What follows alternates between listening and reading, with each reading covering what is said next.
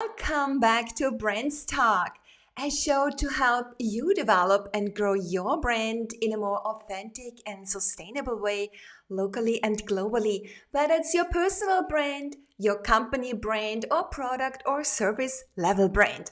Learn from thought leaders from different parts of the world, from CEOs, business owners, managers, and experts who are in the spotlight to tell their brand stories and share their first-hand insights. My name is Brigitte Bojkowszky. I'm the founder and owner of Brigitte Brands, a branding strategy boutique offering online courses, workshops, and one-on-one exclusive coaching. I help my clients craft meaningful branding strategies so they can unleash their full potential to effectively elevate their personal and organizational brands and shine. So let's get started and dive with me into the world of brands. Today, I have a very special guest. She is a personal branding and podcast strategist and business coach. She's also the CEO and founder of Ambitious Entrepreneur Podcast Network and Industry Thought Leader Academy, and the author of Industry Thought Leader from Invisible to Influential with the podcast. Dubbed the podcasting queen, she is an award-winning podcast host and is recognized as a pioneer in the podcasting space, having started her first co-host podcast already in 2008. Her podcasts have been syndicated on both national and international radio and listed among the top podcasts for entrepreneurs and small businesses worldwide.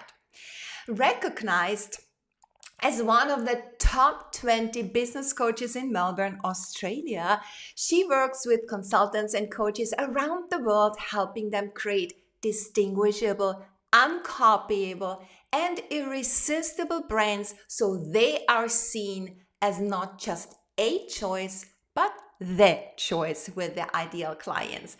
I warmly welcome Annemarie Cross. Welcome to BrandsTalk. Annemarie, we can't hear you.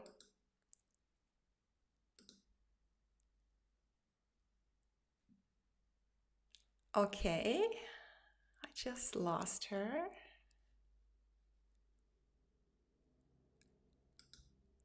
Testing. Yes, you are back here.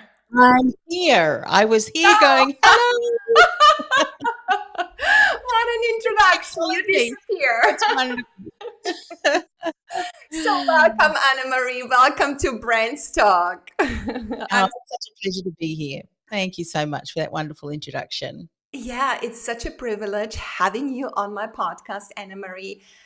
It's really an honor. So I'm really excited to have you as my distinguished guest. So before we dive deep into all things personal branding, could you tell us a little bit about your background, about your journey, and why you have started your own business? So how was your journey? How was it experiencing setting it up? What were some challenges, obstacles, hurdles you had to overcome, and what went really, let's say, rather smoothly and easy peasy? Yeah. Okay. So my first entrepreneurial journey, I'd have to say, is probably when I was a young girl, and I share a story about when you're thinking about entrepreneur, it's about generating opportunities, generating income. I was very young, and I was rummaging through my father's bedside drawer table, and I found a pair of his old dentures, and immediately my mind's thinking, tooth fairy. Money, teeth, lots of opportunity there. So I hid those dentures under my pillow that night, but was very disappointed the next morning when there was no money there. So I think that was my very first disappointment. But then moving through to my young teenage years, we moved to a farm, and my parents have always instilled in me that if you want something, you work for it. They were Dutch originally, and even my older brothers were always, if you want something, you work for it, rather than just get a handout. So that really, those younger teenage years where I had a horse, I had multiple streams of income, and babysitting, cleaning houses, selling manure, all of those things, and what my parents instilled in me, I think really held me in good stead for when I opened my business, which was several years later after I left the workforce and decided to start a family, had my first child, and about I think 18 months, I thought, I love being a mum. However, I'm sure that there's opportunities that I can re-enter the workforce or keep myself busy and with computers. So we bought a computer and the rest is history. So I started my very first business as a secretarial service, continued night school, and started recognizing I had a real passion in the careers industry. But one of the things that I found difficult was to build a business, particularly when the online space started coming along. The internet was only quite new then, and a lot more wonderful technology. Many of the social media tools weren't here. But if you fast forward to today, everything that I learned through trial and error, I wish someone had given me, because I ended up going back to night school, getting certifications as a career coach. And when I got my certification, they patted me on the back. Congratulations, here's your certificate. You're now a verified career coach. Good luck. And I wish I had have had mentors back then who were able to show me the path, because I'm pretty sure that I would have not made so many mistakes, not been so frustrated, and would be far ahead than I had been. So those really the lessons that I've learned through that time is really very much what I hope to teach and share with others, through my programs. But, as entrepreneurs, I think we do love challenges, don't we? I mean, depending on what brand archetype, I'm an explorer archetype. We love new things, bright, shiny objects is something that we can often struggle with. However, it was a bright, shiny object that I started in my career business. It was 2008 when the global financial crisis hit, and a colleague and I were so disillusioned at the doom and gloom of mainstream media talking about job loss after job loss worldwide. There was no hope, no possibility, but we knew things were difficult, but we also knew that it was not hopeless. So we said, we need to be the voice of hope and inspiration. So we started a podcast. Back then it wasn't called a podcast, it was online radio. And we had no idea what we were doing, but we did it anyway, because the message and the impact we wanted to make in job seekers' lives who are now struggling, that drove us forward. And we did that show for 2 years. Again, lots of learning through that time. But that is, I guess, another one of those, the rest is history story. Once we stopped the production of that show, I continued podcasting in my business, and now full circle have now incorporated that into how I support other coaches and consultants who want to go from invisible to influential, trusted authority, particularly leveraging a podcast in their business. Yeah, so that's a fantastic story. And especially, you said you are a mom and you are a woman. And you also wanted to start your own business. So that's very courageous, because very often people think it's either or. Yeah. So you actually said, why not combining both of it? I do not have to choose. I can do both, and bringing everything under one umbrella, and going into a new field like online. So that was online teaching, online courses, online coaching, everything online. That is very, very courageous, because, as you say, you didn't know what's going to happen, and you did it anyway. And I think that takes a lot of courage and braveness. So when you start a business, you always have to have a vision. So that's the first thing that you have to basically lay out and go for, and a purpose, the reason for its existence, the big why, the North Star. So what was that for you actually?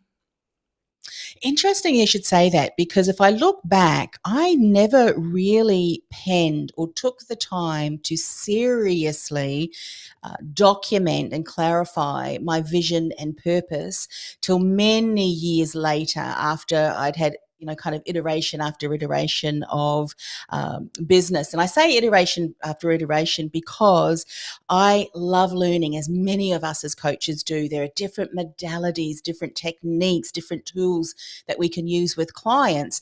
And so what I tended to do, looking back in hindsight, and I think hindsight can be a wonderful teacher, one of the things that I tended to do was, looking back, was my brand and my message did get watered down because of the fact that I was consistently learning.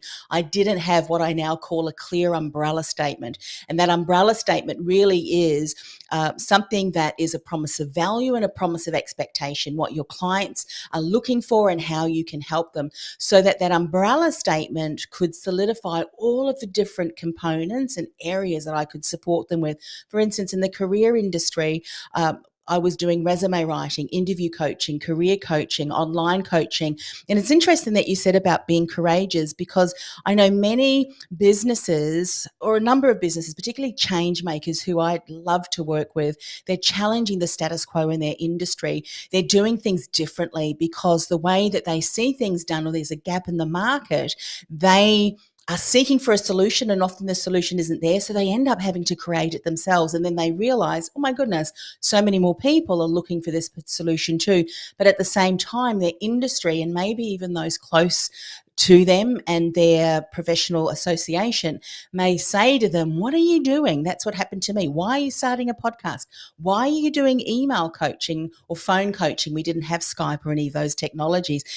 What are you doing setting up a website? It was very new, but I knew that I needed to seek the mentors that would support me in that. So I went outside of Australia and looked for mentors in the US who were already doing it. And I thought, well, if someone else is doing it, there must be technologies. I have to find out what they are, despite what my industry was doing here in Australia. And I just trusted my gut. So that was a huge lesson that I learned, and, would love to share with your audience. And so the lessons, I think, about the vision, which is getting back to your question, in hindsight, if I had have done that earlier, I think I would have been far more focused on the projects that I decided to do under that umbrella, leading me forward in that one direction. Because often, that there's a saying, isn't there? And I think it's also in the Bible, those without a vision perish. And as a business owner, it's because we're waving from here to another. We see a bright, shiny object. We launch another program. And then before long, people are thinking, well, are you doing this or are you this? You're actually doing both of those, but it sits under how you can support clients.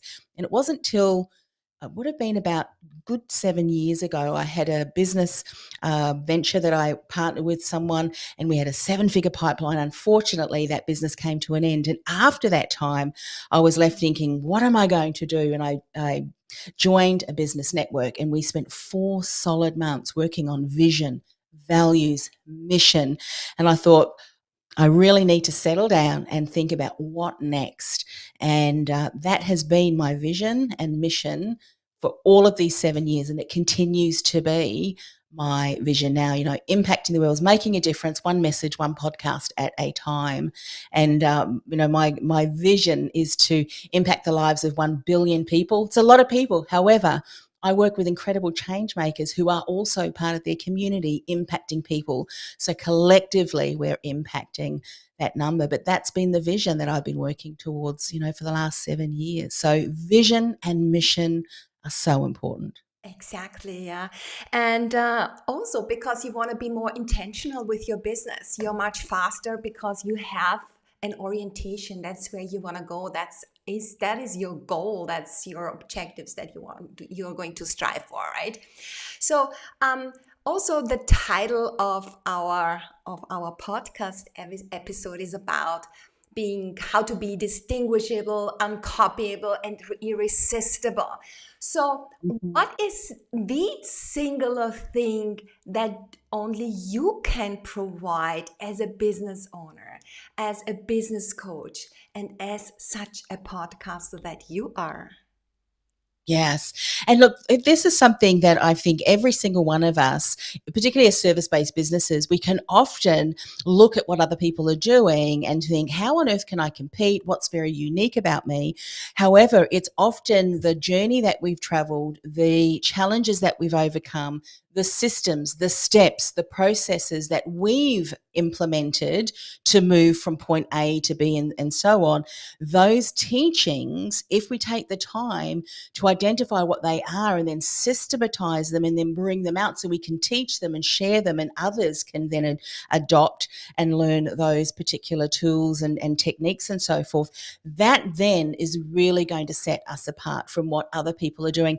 So often we hear marketers say, well, you have to be the best, you have to dominate your industry.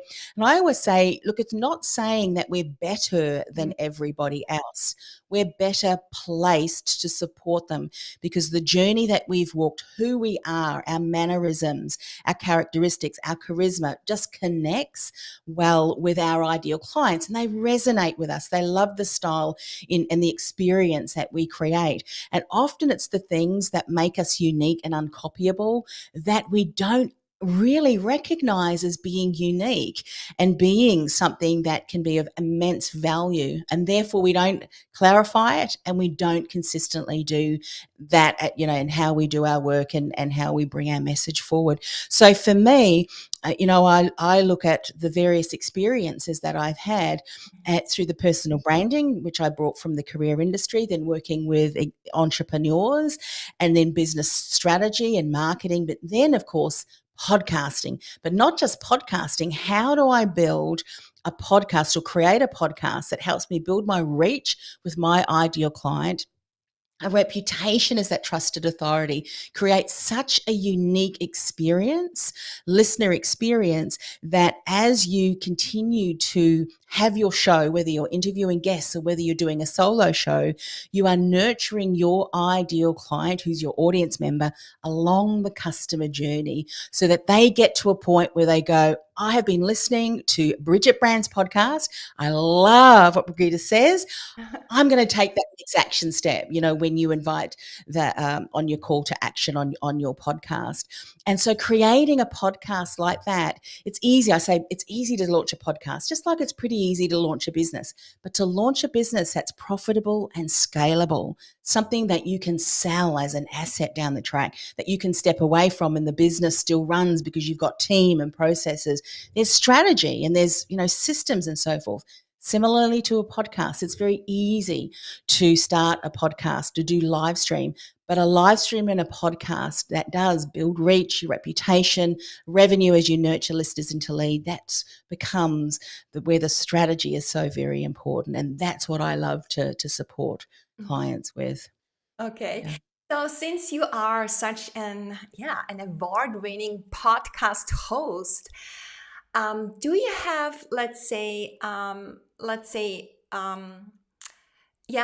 some tips and tricks for us that how to start? Maybe 3 tips that are most important, and maybe 3 common pitfalls to avoid when starting a podcast. Yes, absolutely. So the very first podcast, as said, that I created, we assumed that if we started sharing a show, our content, that people would listen and then they would think, I want to work with Annemarie or I want to work with Keith, who was my co-host at the time. However, as we know, things happen. There is so much information. So by the time they got to their office or back to their home, they would have forgotten, us. So you need to imagine that your podcast is where you journey alongside your ideal client. However, you don't just assume that they know what the next step is going to be. So I always say to people, you start with the end in mind. Where do you want to position yourself? How are you going to be very unique? Right from even the name of your podcast, because you may just be creating a saleable asset. I started my show's Ambitious Entrepreneur Show, which you have also been a guest on. And for a time after I'd produced that show for a number of years, I put a pause on it. And so when I announced it on Facebook, I had over half a dozen people message me at the time and say, would you consider selling your podcast? Now, I was shocked that anyone would even reach out, let alone want to even consider purchasing it, my podcast. But I recognized that this podcast was seen as an asset, something that someone would consider. And it would have been something that I certainly could have passed on to someone because the name that I had was not personally branded to me. I know some people call their show their own name, which, if that is the strategy that they want to really build their personal brand, then certainly create a podcast that's around your name. But if you think your podcast is also a channel, a vehicle, platform that is alongside the business, process and the audience and the other things that are so important that you create in a business down the track, that could be a saleable asset, something that really does attract someone else and they think, yep, we can take that over. So, end in mind, what are you going to call your podcast name? I worked with a client once who was working with an SEO team, and they'd identified some keywords that they were going to use as part of the SEO building. And I recognized that a combination of those words would make an incredible podcast name. So that means every time the podcast name was stated, and even he released another show, that would be another trigger for that SEO keyword and key phrase. So all of those things you need to think. What's the end in mind? Where are you directing clients to? Where are you really building that audience? And how are you going to get those people off your podcast and onto your list? And I always say to people, start off with a 3-part podcast series first. It's a tactic that we teach, because if someone's listened to your show and they think, I really love the way that host engaged, shared content, I'm going to listen to another show, and they often will listen to another, and we'll listen to another, and then all of a sudden we've subscribed. We probably binge listen to the entire series that they have, and then when we hear that multiple times and we hear them consistently say the call to action, we are there signing up for that free thing. Podcast series is a great way, because if we're listening to a podcast, we obviously love the audio content. So give someone content in the way that they're consuming the original content, so a podcast. And so that begins the journey, so there's a whole lot of strategy in that a lot of people don't think about first. So start with the end in mind, have a strong call to action to get people off the podcast onto your list so that you can continue to nurture them. And then lastly, I would say, keeping this in the theme of a personal brand, remember that you may have a topic that hundreds or even millions of other podcasts are talking about, but no one has your voice, no one has your vision, no one has your values, no one has walked your journey, no one has your laugh, all of those unique aspects that we know that are so important that make up a personal brand. Get clear on that, be intentional, and bring that forward each and every episode. And that's how you can create a unique listener experience that is distinguishable and uncopyable, because nobody else can copy all of those things, because it's not unique to them. And even though you may be talking about, similar things on your podcast, but I would spend time on that, because that really does create that listener experience. And as we know, a listener experience will enable you to build, that know, like, and trust, which is so important as part of the relationship building process with an ideal client. Absolutely, that's so important. And I loved how you have talked about your singular thing that you bring to the world to be distinguishable. And it's not being better than anyone else, it's just occupying a specific spot in the mind of our audience. And yeah, so this humanity that we are, the human character, and blended with all our capabilities and skills and our experience that we have made throughout our life, that's who we are. And sometimes, and as you say, we come across, when we are talking about our experiences and show who we are, that means that we have to also be open to vulnerability. Then in that way we are authentic, and that takes time to really develop that and give ourselves permission to do so. So since you are such a strong personal brand and thought leader, so in your opinion, what does being an authentic personal brand mean to you?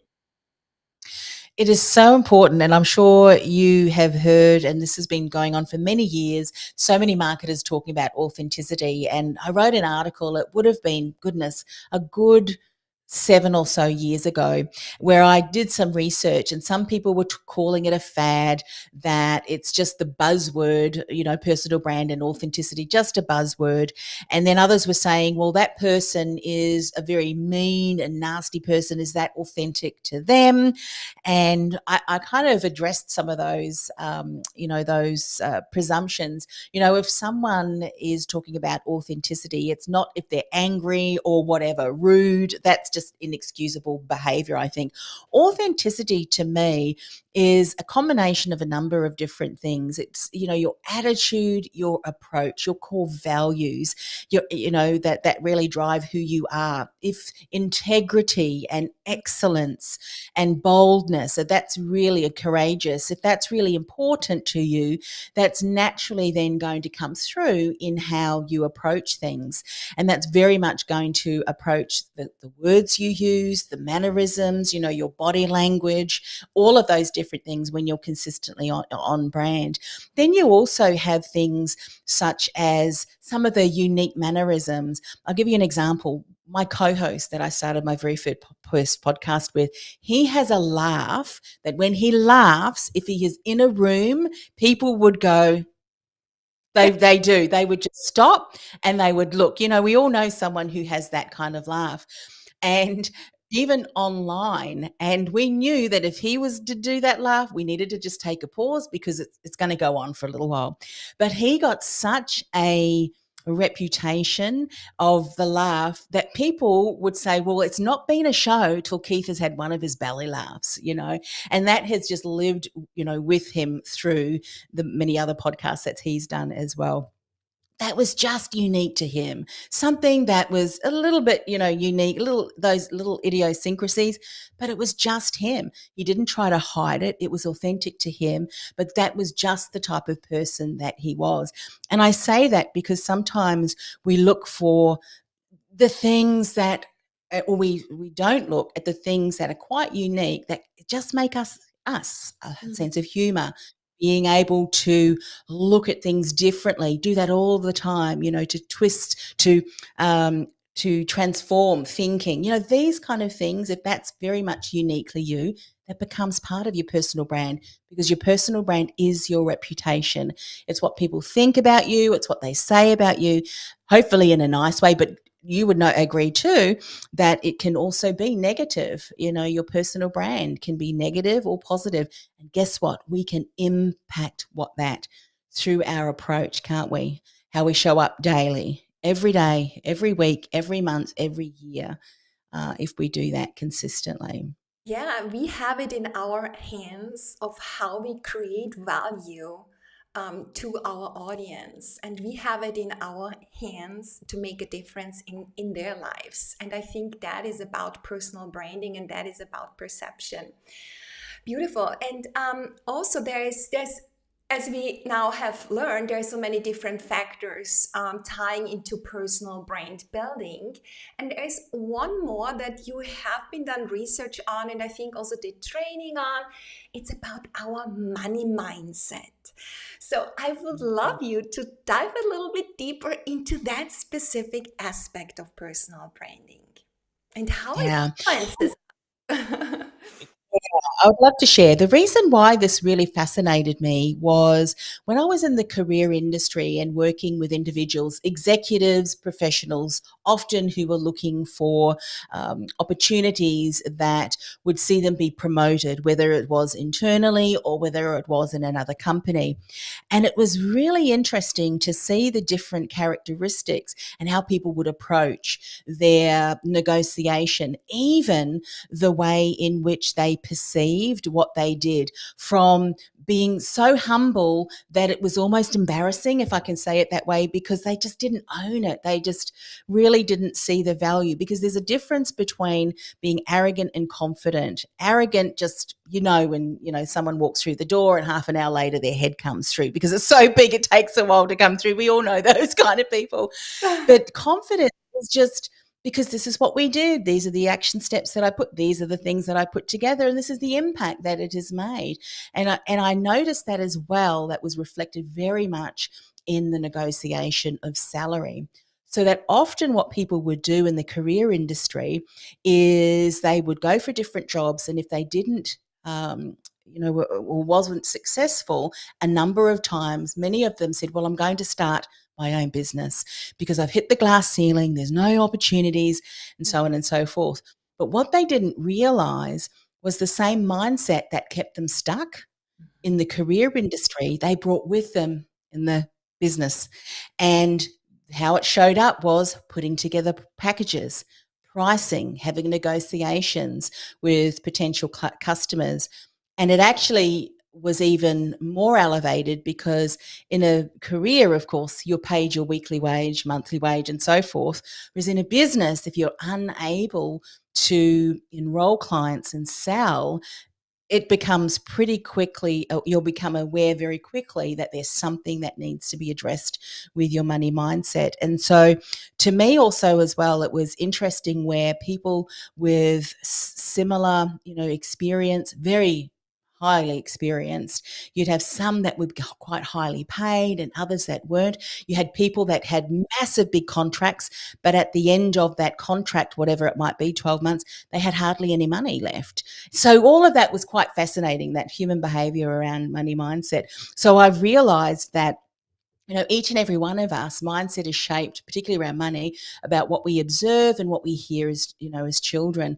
And often what we do is that observation of how our parents or those close people to us, how they handled money. There's either two ways that we can do that. We can take on their habits and behaviors, and so we continue to live that cycle and those habits, or we can rebel. And for me, I was more of a rebeller. I rebelled, I should say, not a rebeller. So my parents grew up in a war, the Second World War. They were from Holland, so they very much had to be careful. So they had the scarcity. They were very much accumulators, in their money archetypes, and so they were very careful, in what they spent. And so I still remember that anytime I wanted something, my mum would always say, we've got that. And I would see other people who were my friends, their parents would buy them things. And I remember a significant time when my parents were getting married, not married, they were having I think it was their 40th wedding anniversary. And I wanted a new dress. And my mother said, you don't need a new dress. You've got plenty of new dresses. I was adopted, by the way, so I was a lot younger. People are thinking, how could she not have been working when they were married 40 years? So I remember my sister-in-law saying to my parents, why don't you give her some pocket money? Then she can be in charge of her own money and she can go and buy her own things. And I tell you, I rebelled that every time I got pocket money, I would save it up and I would buy the dresses. I would buy lots of different things. So I rebelled. And that then showed up in my business in buying the bright shiny objects and things like that. So it's interesting that was formed in those earlier years. How I rebelled. If I see something, I like it, I want it, I'll buy it. So I had to work through that because to me, being told no meant that I wasn't loved, which was absolutely ridiculous. I knew my parents loved me, but as a child at that time, I didn't have the resources that I do now. I thought, well, other people are getting new dresses because their parents love them, so my parents probably don't. And so when you realize that and you heal that, you're able to not create those money habits and the beliefs around them that can keep you stuck. And it shows up in so many different ways, depending what a money archetype, the nurturing archetype, as the name nurturer and the what the meaning is around nurturer. You want to help. You want to be supportive as much as you can, but a nurture can overextend. When we overextend a strength, it becomes a weakness. And so the nurturer may show up that they extend an invoice. The client hasn't paid for 30 days. Well, it's coming in the mail. Well, I'll extend another and then another. And then before long, you've got this huge debt that your customers haven't paid that really you should have put a plan together. Similarly, it'll show up, often in the people pleasing. So the archetypes are incredible because we're only as strong as our weakest link, which is, as the saying goes, as we know. And so if some of your money archetypes, the strengths or the shadow side, what I call shadow side, could hold you back, you're not going to raise your prices, because your money mindset is going to validate that you're not worth it because someone said no. But actually that person wasn't your ideal client, if you really would see past that. So money mindset is everything. And that's one of the things that my mentors told me years ago when I was doing the certification. How money shows up for you in your life is often a predicament of how other things are happening in your life as well. And if that's a struggle, you could generate, millions in your business. Yet if it's, there's a lot of gaps, if there's a lot of holes in the bucket, so to speak, it'll drain through and there won't be any profit for you. So I think, whilst we're doing marketing, and that's really important in our business, we also have to look at, well, how's the money mindset? How is that supporting the growth of the business? And in some instances, not. So it's important to work on that as well. It's really systemic, and our beliefs and our mindset is created in our childhood. It's we have to really go back there and see what's going on. What is the root cause that is holding me back? Let's say working with money, have the appropriate money mindset when you are starting out with your own business. So from a corporate employee to a business owner, there is a huge shift in money mindset in all the different respects. And so we are transitioning. And do you have maybe 3 tips for someone who is stepping into the courage and owns it, to start his or her own business? Do you have any tips that will help them with a money mindset shift? Yeah, a really important money mindset shift, which I learned going through the process, is that we need to see what we do as valuable. Because if we don't see it as valuable, it's going to be very difficult for us to be confidently portraying that to our clients. And I'll give you an example. When I was in the career industry, I spent many thousands of dollars and many months learning how to create an award-winning resume. I then ended up winning some awards for it. But it took me time and commitment and many, many months and often years of developing that. So when I first started my business as a secretarial service, I was charging $25 for a resume. This is going back many, many years. Then I upped my price. You know what I upped it to? $35 for a resume. That was going way back before I did any of the certifications.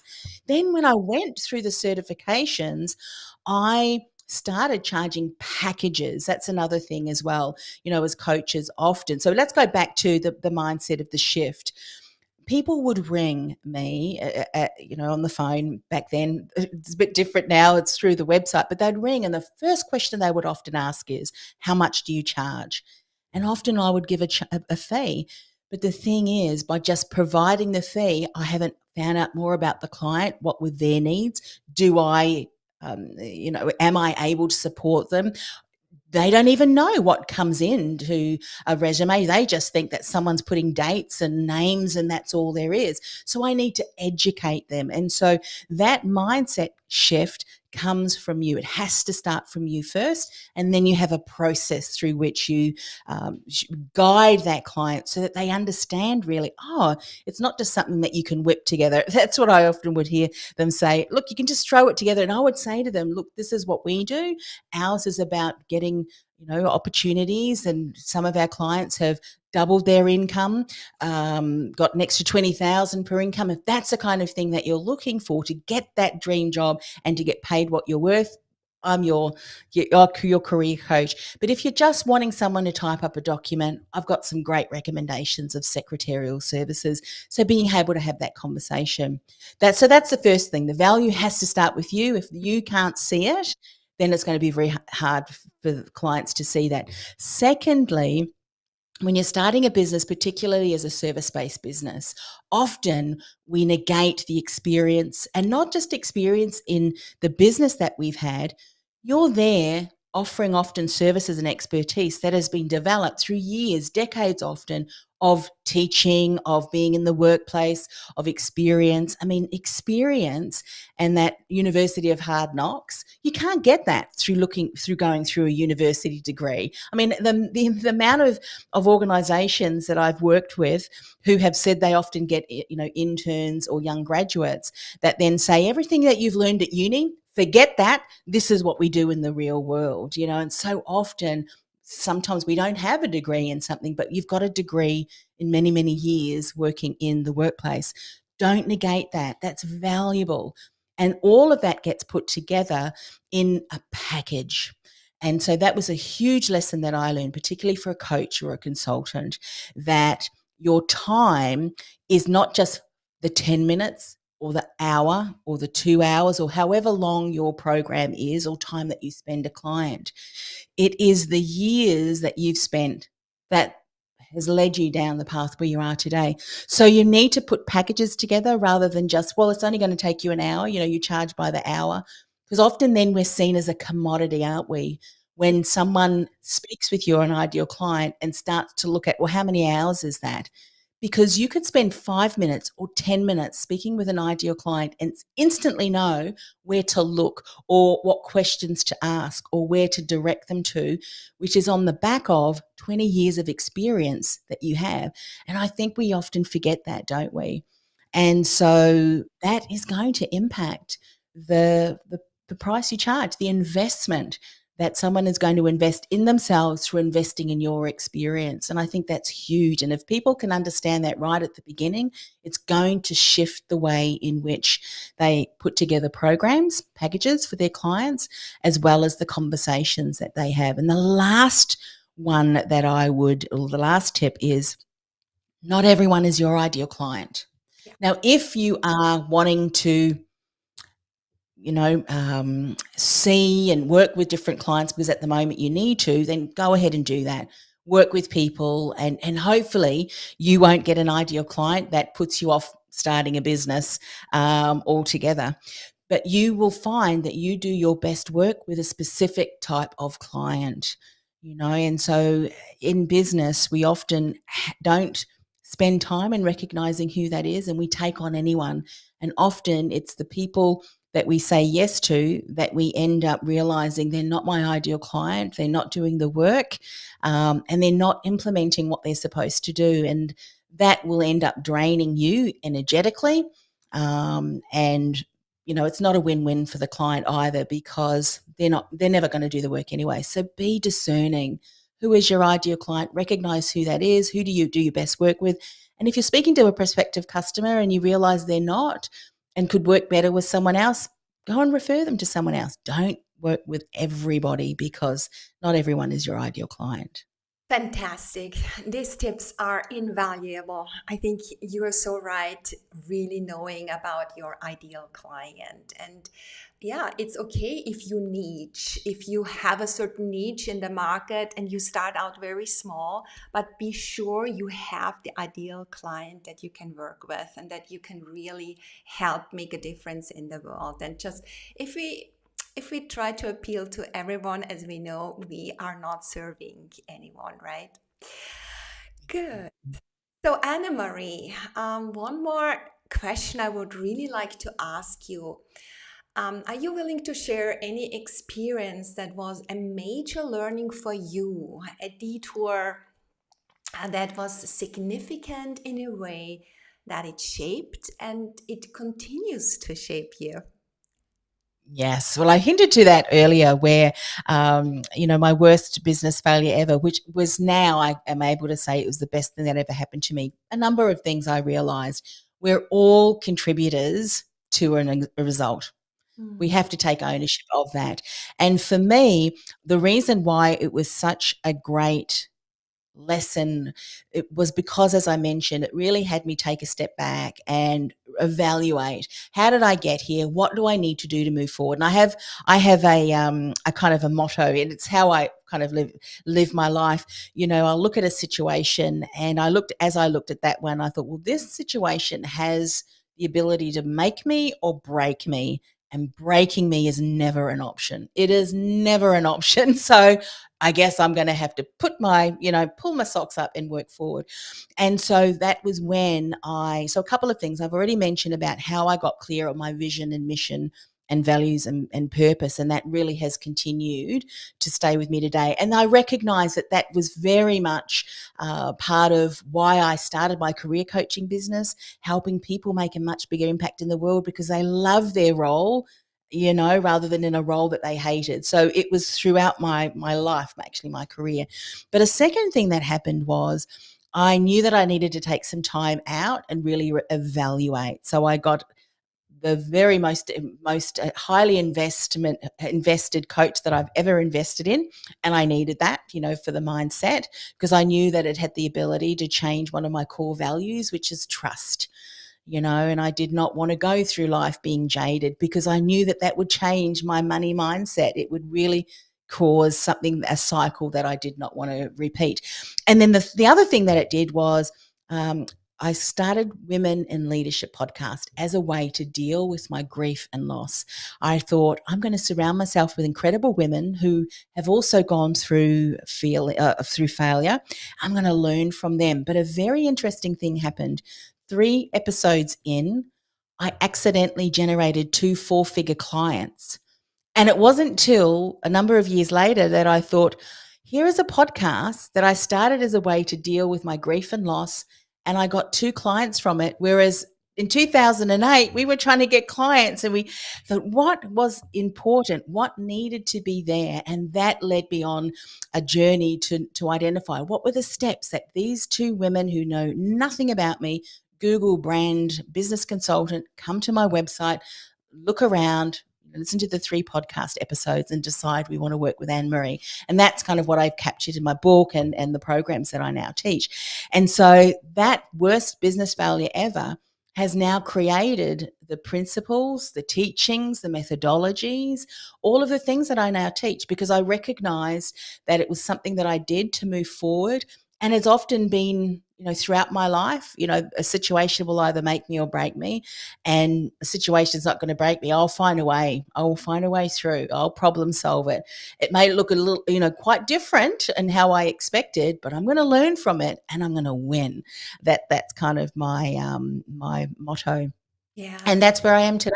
It's led me to the path where I am today. Yeah, it's really important. And I think whether it breaks us or if we go forward with it, it's the question of how we use that experience. What are we doing with such a setback? It's more or less a redirection to something else.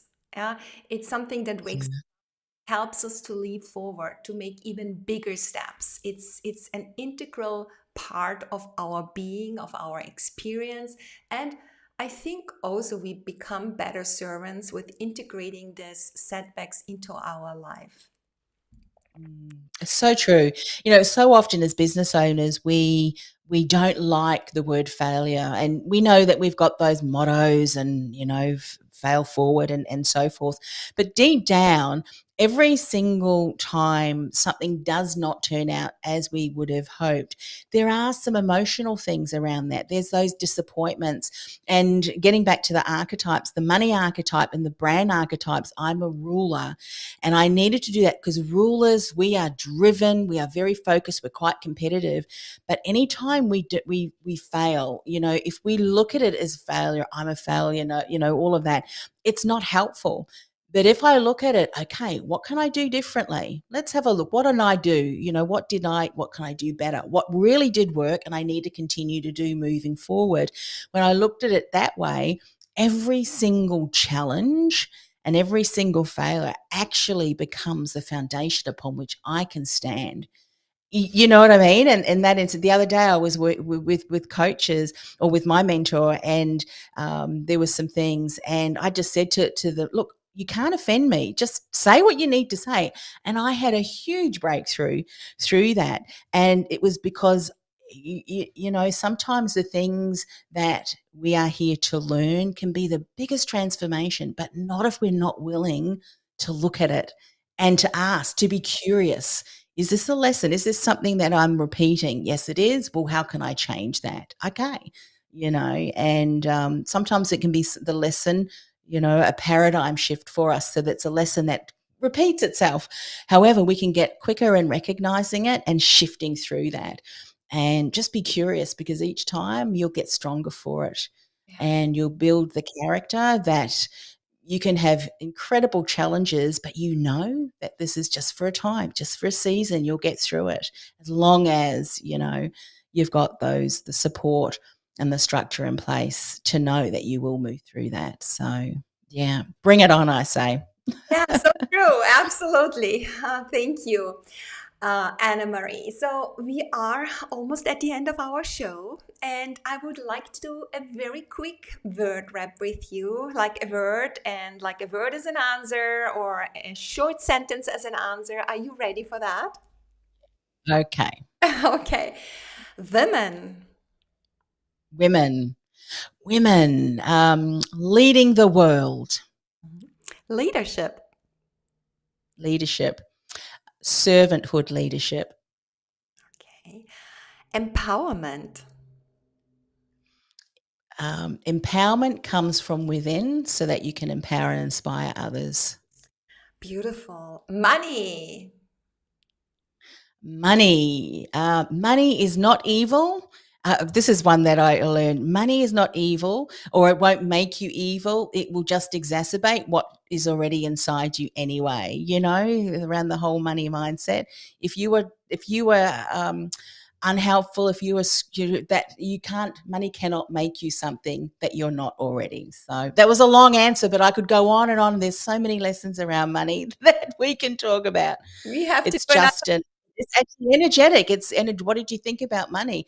For some people, they can think of it as evil, but it's not evil. It's what it causes someone to be. And if they're already evil in the way that they handle money, that's the way that they were, unfortunately, to begin with.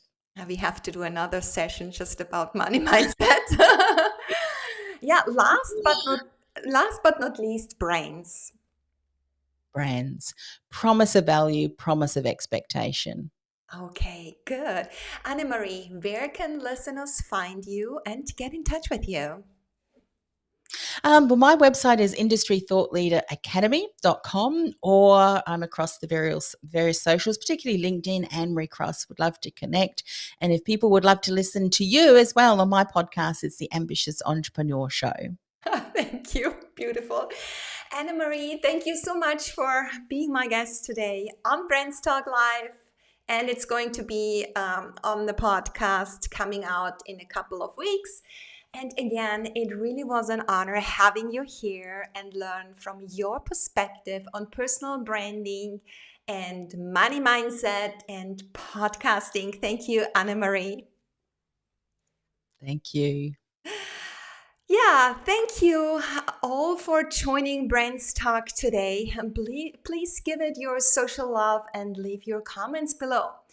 Did you know you can also listen to this show as a podcast on your go? Just follow BrandsTalk on your favorite platform. If you are interested in learning more about my services, head over to my website, brigittebrands.com. I hope you will join me again when we dive into the world of brands, live or by having me in your earbuds walking the talk. Bye for now. Let's shine. You deserve it.